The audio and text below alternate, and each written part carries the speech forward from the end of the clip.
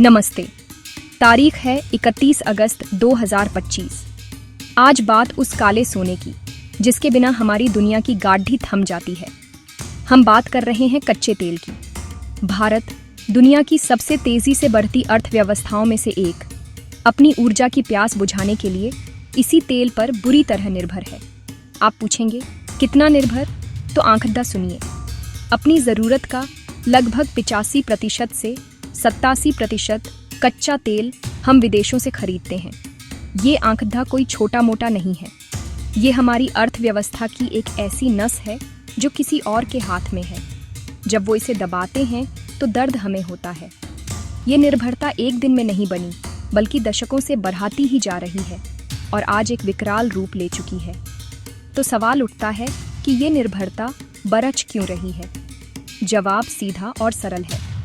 हमारा देश तरक्की कर रहा है, सडीडी डेकें बन रही हैं, गाड़ियां बरछ रही हैं, फैक्ट्रियां चल रही हैं और इन सबको चलाने के लिए चाहिए ऊर्जा। और ऊर्जा का सबसे बड़ा, सबसे आसान सोर्स आज भी पेट्रोल और डीजल ही है। जैसे जैसे हमारी आबादी बढ़ी और लोगों की आमदनी में इजाफा हुआ, मोटरसाइकिल से लेकर कार तक हर घर की ज़रूरत बन गई। गांवों में ट्रैक्टर से लेकर शहरों में बसों तक सब इसी तेल पर दौड़ डज रहे हैं। विकास का पहिया तेल से ही घूमता है और हमारा विकास का पहिया बहुत तेज़ी से घूम रहा है। इसलिए हमारी तेल की भूख भी लगातार बढ़ती ही जा रही है। इस कहानी का एक और पहलू है। हमारी बढ़ती हुई अर्थव्यवस्था की मांग तो आसमान छू रही है, लेकिन हमारे अपने देश में तेल का उत्पादन घट रहा है। हमारे तेल के कुएं पुराने हो रहे हैं और नए बढ़े तेल भंडार मिल नहीं रहे हैं। तो एक तरफ मांग का ग्राफ ऊपर जा रहा है और दूसरी तरफ घरेलू आपूर्ति का ग्राफ नीचे। इस खाई को पाटने का एक ही तरीका बचता है, आयात, यानी दूसरे देशों से तेल खरीदना। हम सऊदी अरब, इराक, रूस और अमेरिका जैसे देशों पर निर्भर हो गए हैं। ये देश जब चाहें तेल का उत्पादन घटा बढ़ाकर कीमतों को अपने हिसाब से नियंत्रित कर सकते हैं और हम बस देखते रह जाते हैं। यह निर्भरता सिर्फ एक आर्थिक मुद्दा नहीं है, यह हमारी राष्ट्रीय सुरक्षा और विदेश नीति से भी जुड़ा एक संवेदनशील मामला है। सोचिए, अगर कल को उन देशों में कोई राजनीतिक अस्थिरता हो जाए जहां से हमारा तेल आता है, या फिर वो किसी कारणवश भारत को तेल बेचने से मना कर दें, तो क्या होगा? हमारी पूरी अर्थव्यवस्था ठप पड़ जाएगी। हमारी गाड़ियां रुक जाएंगी, हमारी फैक्ट्रियां बंद हो जाएंगी। यह एक ऐसा अदृश्य जाल है जिसमें हम फंसे हुए हैं। इस निबंध में हम इसी जाल के हर एक धागे को खोलकर देखेंगे, समझेंगे कि यह हमारी जेब, हमारे समाज और हमारे पर्यावरण पर कैसे असर डाल रहा है और इससे निकलने का रास्ता क्या हो सकता है। अब समझते हैं कि ये तेल की निर्भरता हमारी अर्थव्यवस्था के लिए एक दलदल कैसे है। इसका सबसे पहला और सीधा असर पड़ता है हमारे व्यापार घाटे पर। व्यापार घाटा मतलब हम जितना सामान दुनिया को बेचते हैं उससे कहीं ज्यादा का सामान खरीदते हैं और हमारे आयात बिल में सबसे बड़ा हिस्सा कच्चे तेल का ही होता है। जब अंतर्राष्ट्रीय बाजार में तेल की कीमतें बढ़ती हैं तो हमारा आयात बिल भी आसमान छूने लगता है। हमें तेल खरीदने के लिए डॉलर में भुगतान करना होता है। इसके लिए हमें अपने विदेशी मुद्रा भंडार से डॉलर निकालने पड़ते हैं। जितना ज्यादा तेल महंगा होगा उतने ही ज्यादा डॉलर देश से बाहर जाएंगे और हमारा व्यापार घाटा उतना ही बढ़ता जाएगा। इसका दूसरा बड़ा असर हमारी अपनी मुद्रा यानी रुपये पर पड़ता है। अर्थशास्त्र का एक सीधा नियम है, मांग और आपूर्ति।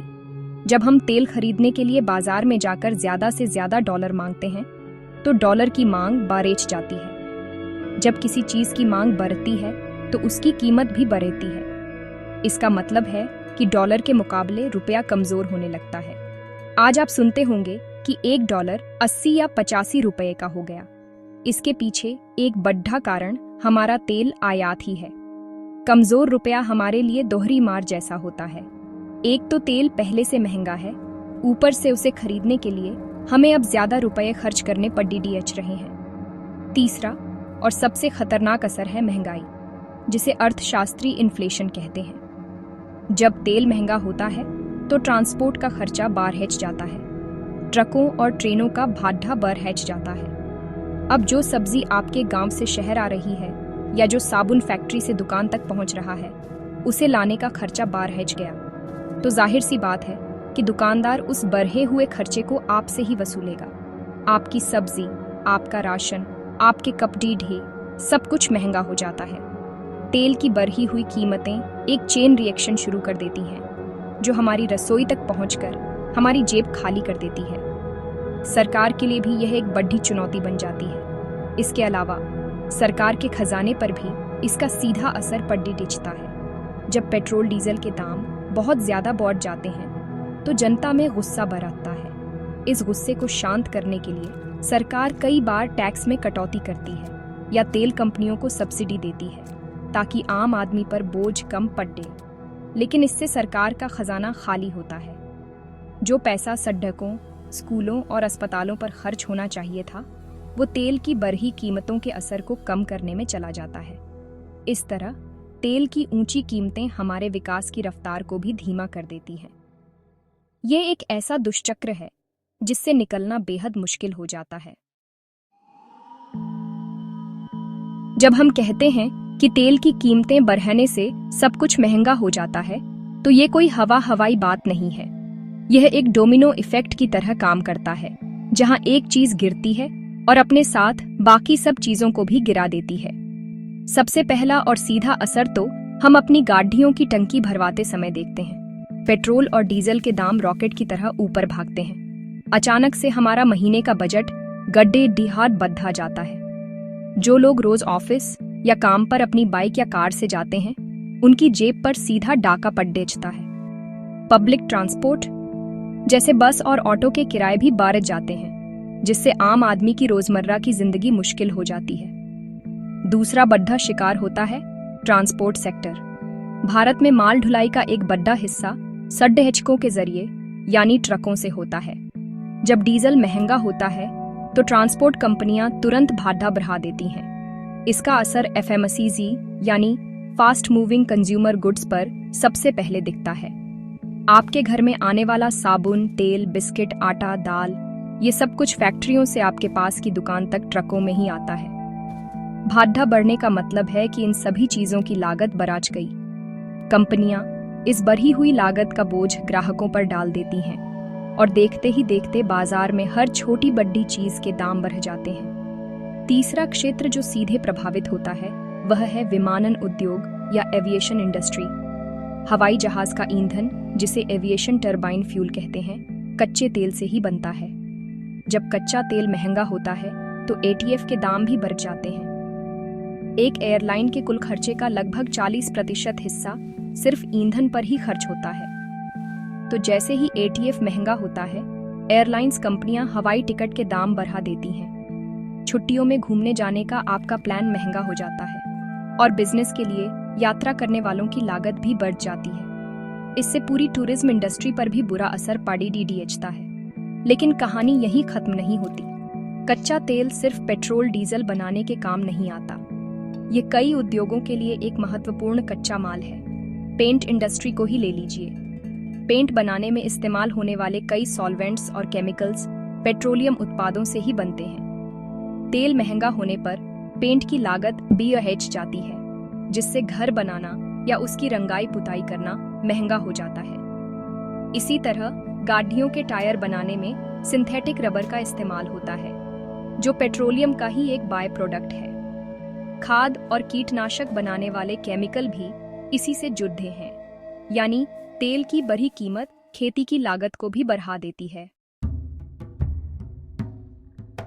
अब सवाल यह उठता है कि जब हमें पता है कि हम तेल के लिए दूसरों पर इतने निर्भर हैं, तो हम अपने देश में ही तेल का उत्पादन क्यों नहीं बढ़ा लेते? इसका जवाब थोड़ा जटिल है और इसके कई कारण हैं। सबसे पहली और बड़ी वजह यह है कि भारत में तेल के भंडार सीमित हैं। हमारे पास दुनिया के कुल तेल भंडार का 1% से भी कम हिस्सा है। जो भंडार हमारे पास हैं भी, उनमें से ज्यादातर पुराने हो चुके हैं और दशकों से हम उनसे तेल निकाल रहे हैं। जैसे जैसे कुआं पुराना होता जाता है, उससे तेल निकालना मुश्किल और महंगा होता जाता है। बॉम्बे हाई जैसे हमारे सबसे बड़े तेल क्षेत्र भी अब अपनी पीक प्रोडक्शन से काफी नीचे आ चुके हैं। दूसरी बड़ी चुनौती है नई खोजों की कमी। नए तेल और गैस के भंडार खोजना एक बहुत ही खर्चीला और जोखिम भरा काम है। इसमें अरबों डॉलर का निवेश लगता है और इस बात की कोई गारंटी नहीं होती कि खोज सफल ही होगी। बड़ी कंपनियों को समुद्र की गहराइयों में या मुश्किल भूभागों में ड्रिलिंग करनी पड़ जाती है। भारत में पिछले कुछ दशकों में कोई बहुत बड़ा तेल का भंडार नहीं मिला है जो हमारी बढ़ती हुई मांग को पूरा कर सके। सरकार ने विदेशी और निजी कंपनियों को आकर्षित करने के लिए कई नीतियां बनाई, लेकिन भौगोलिक और भूवैज्ञानिक कारणों से हमें वैसी सफलता नहीं मिली जैसी उम्मीद थी। इसके अलावा घरेलू उत्पादन में गिरावट का एक कारण टेक्नोलॉजी और निवेश की कमी भी है।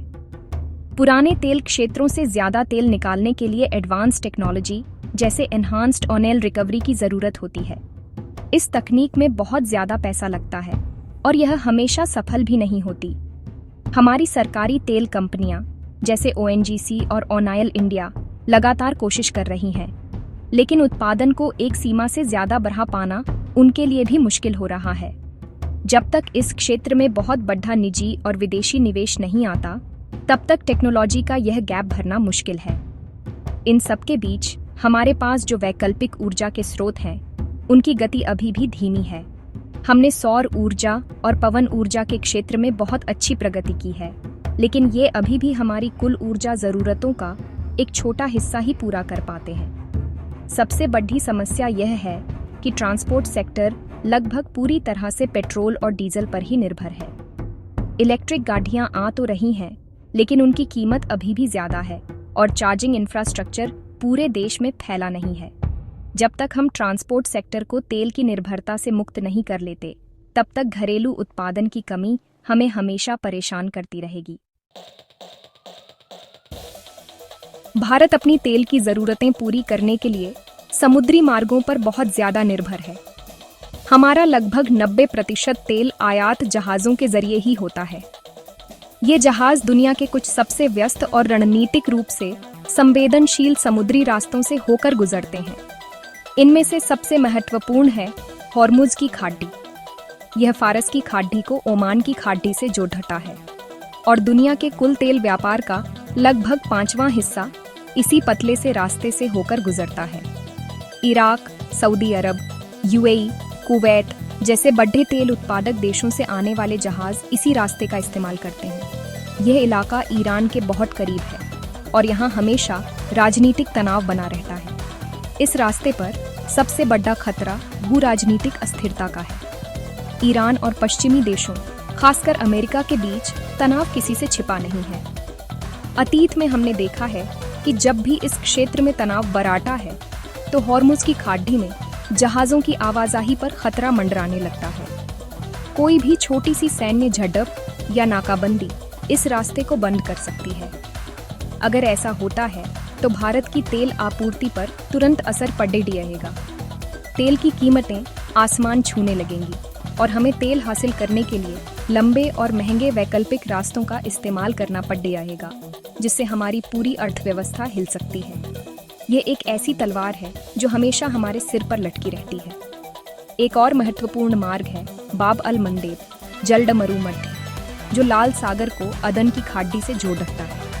ये मार्ग यूरोप और एशिया के बीच व्यापार के लिए बहुत महत्वपूर्ण है। रूस से आने वाले तेल के टैंकर और स्वेज नहर के जरिए आने वाला व्यापार इसी रास्ते से होता है। यह इलाका यमन के पास है, जहां पिछले कई सालों से गृह युद्ध चल रहा है। इस क्षेत्र में समुद्री डाकुओं और आतंकी समूहों का भी खतरा बना रहता है। हाल के दिनों में हमने देखा है कि कैसे हूती विद्रोहियों ने इस रास्ते से गुजरने वाले व्यापारिक जहाज़ों को निशाना बनाया है। इस तरह के हमले न केवल जहाज़ों की सुरक्षा के लिए खतरा है, बल्कि इससे बीमा का खर्च भी बढ़ जाता है, जो अंततः तेल की लागत को और बढ़ा देता है। इन रणनीतिक चौक पॉइंट्स के अलावा मौसम और प्राकृतिक आपदाएं भी एक बड़ा जोखिम है। खराब मौसम, तूफान या सुनामी जैसी आपदाएं जहाज़ों की आवाजाही में कई दिनों की देरी कर सकती हैं। इसके अलावा किसी जहाज़ में दुर्घटना या तेल रिसाव भी एक बड़ी समस्या बन सकता है, जिससे न केवल आपूर्ति बाधित होती है, बल्कि पर्यावरण को भी भारी नुकसान पहुंचता है। कुल मिलाकर हमारी ऊर्जा सुरक्षा इन समुद्री धागों से बंधी हुई है। अगर इनमें से एक भी धागा टूटता है तो इसका असर सीधे भारत की अर्थव्यवस्था और आम आदमी की जिंदगी पर पड़ेगा। इसलिए इन रास्तों की सुरक्षा भारत की विदेश और रक्षा नीति का एक अहम हिस्सा है।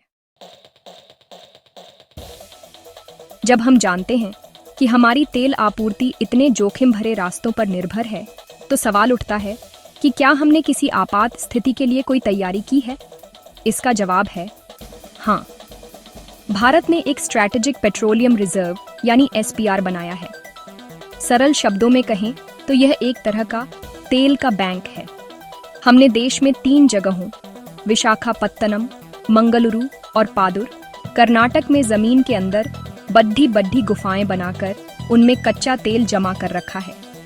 इसका मकसद यह है कि अगर किसी अंतर्राष्ट्रीय संकट जैसे युद्ध या किसी रास्ते के बंद हो जाने की वजह से हमारी तेल आपूर्ति अचानक रुक जाए, तो हम इस रिजर्व का इस्तेमाल करके देश की ऊर्जा जरूरतों को कुछ समय तक पूरा कर सकें। वर्तमान में भारत के इन स्ट्रैटेजिक भंडारों की कुल क्षमता लगभग 5.33 मिलियन मीट्रिक टन है। ये सुनने में बहुत बड़ा आंकड़ा लगता है, लेकिन जब हम इसे अपनी खपत के हिसाब से देखते हैं तो तस्वीर थोड़ी अलग नजर आती है। यह रिजर्व भारत की लगभग 9.5 दिनों की तेल की जरूरत को पूरा कर सकता है। इसके अलावा तेल कंपनियों के पास भी अपना लगभग 64 दिनों का भंडार होता है। दोनों को मिला दें तो हमारे पास करीब 74 दिनों का सुरक्षा कवच है। यह किसी छोटे मोटे संकट से निपटने के लिए तो ठीक है, लेकिन अगर कोई बड़ा और लंबा चलने वाला संकट आ जाए तो यह भंडार नाकाफी साबित होगा। इस सुरक्षा कवच में कुछ छेद भी हैं। सबसे बड़ी चुनौती इन भंडारों की क्षमता को बढ़ाने की है। सरकार ने 2 और जगहों चांदीखोल, ओडिशा और पादुर, कर्नाटक में अतिरिक्त भंडार बनाने की योजना बनाई है, जिससे हमारी रिजर्व क्षमता और 12 दिनों तक बढ़ जाएगी। लेकिन इन योजनाओं को जमीन पर उतारने में बहुत समय और पैसा लगता है। जमीन अधिग्रहण से लेकर निर्माण तक यह एक लंबी प्रक्रिया है। तब तक हम सीमित क्षमता वाले भंडारों पर ही निर्भर रहेंगे। यह एक ऐसी तैयारी है जो हमेशा हमारी ज़रूरतों से एक कदम पीछे ही चलती नजर आती है। इसके अलावा इस रिजर्व का इस्तेमाल कब और कैसे किया जाए, यह भी एक बड़ा रणनीतिक फैसला होता है। सरकार इसे तभी इस्तेमाल करना चाहेगी जब संकट बहुत बड़ा हो। छोटे मोटे मूल्य झटकों के लिए इसका इस्तेमाल नहीं किया जा सकता।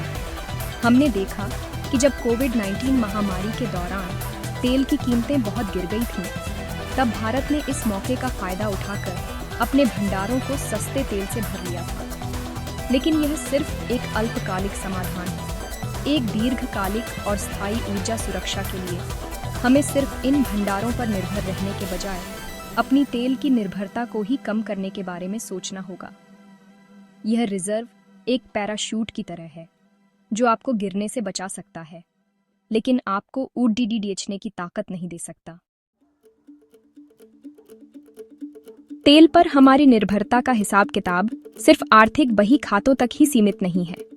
इसकी एक बहुत बड़ी सामाजिक और पर्यावरणीय कीमत भी है, जिसे अक्सर हम नज़रअंदाज कर देते हैं। इसका सबसे बुरा असर समाज के सबसे गरीब और कमज़ोर तबके पर पड़ता है। जब महंगाई बढ़ती है तो अमीर आदमी शायद कुछ समय के लिए उसे झेल ले, लेकिन एक देहाती मजदूर या एक छोटे किसान के लिए यह कमर तोड़ देने वाली होती है। उसके लिए महंगी सब्जी खरीदना या बस का बढ़ा हुआ किराया देना उसकी महीने भर की कमाई को बिगाड़ देता है। यह असमानता को और गहरा करता है। दूसरा बड़ा सामाजिक असर उज्ज्वला योजना जैसी कल्याणकारी योजनाओं पर पड़ता है। सरकार ने बड़ी उम्मीदों के साथ गरीब परिवारों को गैस सिलेंडर दिए ताकि वे लकड़ी और उपले के धुएं से बच सकें। लेकिन जब अंतर्राष्ट्रीय बाजार में गैस की कीमतें बढ़ती हैं तो सिलेंडर के दाम भी बढ़ जाते हैं। कई गरीब परिवारों के लिए 800 से 1000 रुपये का सिलेंडर भरवाना मुश्किल हो जाता है। नतीजा यह होता है कि वे वापस उसी पुराने प्रदूषण फैलाने वाले ईंधन की ओर लौट जाते हैं। इससे न केवल योजना का मकसद अधूरा रह जाता है, बल्कि उन महिलाओं और बच्चों के स्वास्थ्य पर भी बुरा असर पड़ता है जिन्हें उस धुएं में सांस लेनी पड़ती है। अब बात करते हैं पर्यावरणीय कीमत की। पेट्रोल और डीजल जैसे जीवाश्म ईंधन को जलाने से कार्बन डाइऑक्साइड, सल्फर डाइऑक्साइड और नाइट्रोजन ऑक्साइड जैसी हानिकारक गैसें निकलती हैं। ये गैसें वायु प्रदूषण का सबसे बड़ा कारण है। आज दिल्ली, मुंबई, कोलकाता जैसे हमारे बड़े शहर दुनिया के सबसे प्रदूषित शहरों में गिने जाते हैं। इस जहरीली हवा में सांस लेने से अस्थमा, फेफड़ों का कैंसर और दिल की बीमारियों का खतरा बढ़ जाता है। यह एक साइलेंट किलर है जो हर साल लाखों लोगों की जान ले रहा है। हमारी तेल की प्यास हमारे शहरों को गैस चैम्बर में तब्दील कर रही है। यह पर्यावरणीय असर सिर्फ वायु प्रदूषण तक ही सीमित नहीं है। जीवाश्म ईंधन जलवायु परिवर्तन और ग्लोबल वार्मिंग के लिए भी सबसे ज्यादा जिम्मेदार है। बढ़ता तापमान, अनियमित मानसून, बाढ़, सूखा और चक्रवाती तूफानों की बढ़ती संख्या, ये सब जलवायु परिवर्तन के ही नतीजे हैं। इसका सबसे ज्यादा खामियाजा हमारे किसानों को भुगतना पड़ रहा है, जिनकी फसलें मौसम की मार से बर्बाद हो जाती हैं। इस तरह तेल पर हमारी निर्भरता एक ऐसा चक्रव्यूह बना रही है जो हमारी अर्थव्यवस्था, हमारे समाज और हमारे पर्यावरण तीनों को एक साथ नुकसान पहुंचा रहा है। इस चक्रव्यूह को तोड़ने का समय आ गया है। तो सवाल यह है कि इस चक्रव्यूह को तोड़ा कैसे जाए? क्या कोई रास्ता है जिससे भारत अपनी तेल की निर्भरता को कम करके एक आत्मनिर्भर ऊर्जा भविष्य की ओर बढ़ सके? जवाब है हाँ। रास्ता मुश्किल और लंबा जरूर है, लेकिन नामुमकिन नहीं। इसका सबसे पहला और महत्वपूर्ण कदम है वैकल्पिक ऊर्जा स्रोतों को बड़े पैमाने पर अपनाना। हमें सौर ऊर्जा और पवन ऊर्जा के क्षेत्र में जो सफलता मिली है उसे और तेज गति से आगे बढ़ाना होगा। हमें अपनी छतों पर, खाली जमीनों पर और नहरों के ऊपर सोलर पैनल लगाने होंगे। हमें एक ऐसा ग्रिड बनाना होगा जो देश के एक कोने में पैदा हुई सौर ऊर्जा को दूसरे कोने तक पहुंचा सके। दूसरा बड़ा कदम ट्रांसपोर्ट सेक्टर में क्रांति लाने का है। हमें इलेक्ट्रिक वाहनों को तेजी से अपनाना होगा।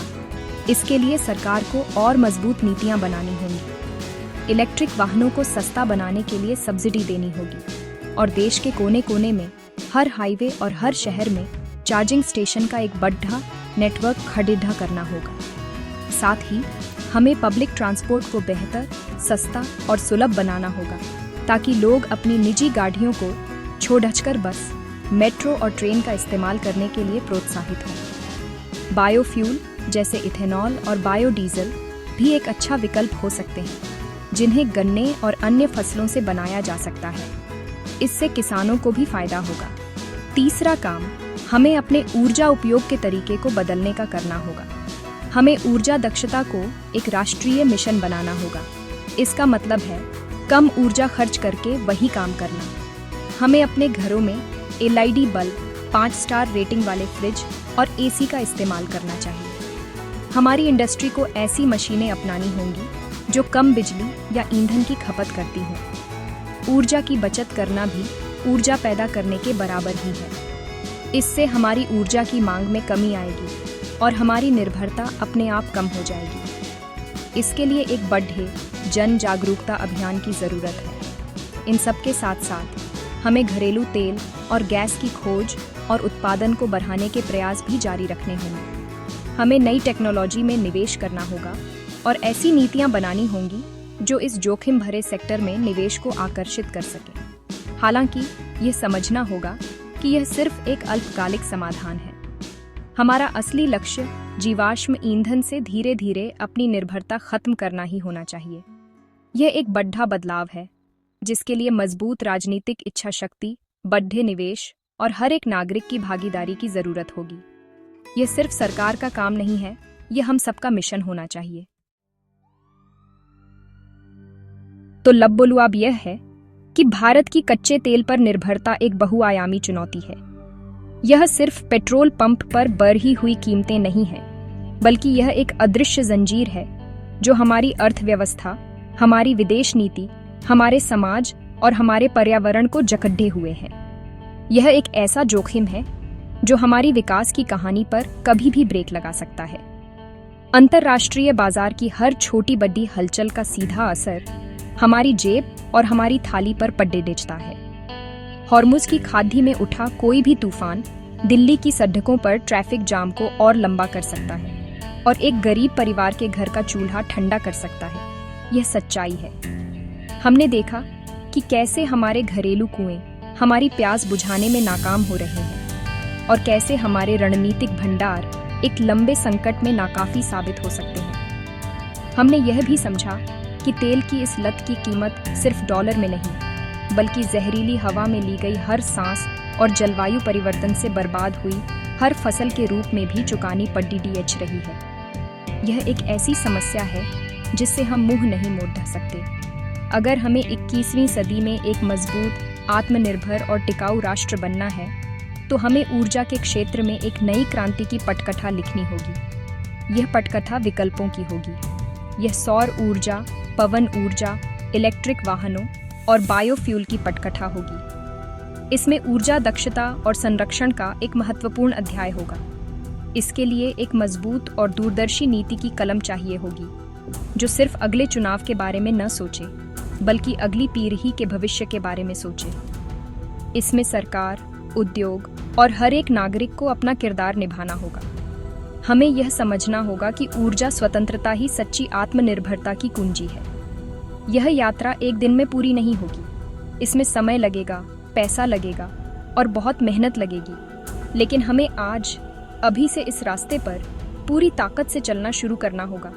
हमें जीवाश्म ईंधन के पुराने पड़ीडीएच चुके अध्याय को धीरे धीरे बंद करके स्वच्छ और हरित ऊर्जा का एक नया अध्याय खोलना होगा। यही वह रास्ता है जो भारत को तेल की गुलामी से निकालकर एक ऊर्जा स्वतंत्र भविष्य की ओर ले जाएगा।